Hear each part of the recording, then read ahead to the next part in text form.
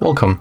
In front of me I have REALME GT, and today I'll show you how fingerprint sensor works in this smartphone. So we are going to make the small test, and also in this phone I got installed tempered glass, so it will be good example how it works with screen protection. Let's make test.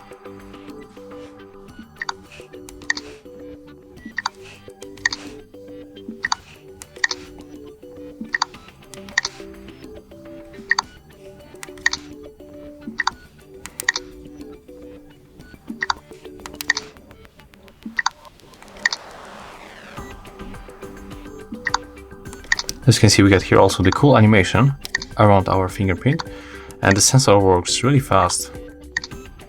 Even with tempered glass on the screen, there's no any problem, there's no any lag. It recognized my fingerprint every time, so that's a very good point.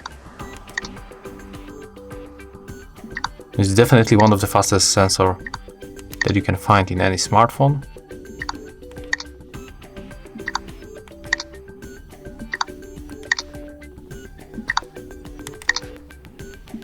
So yeah, as you can see, this sensor works really good.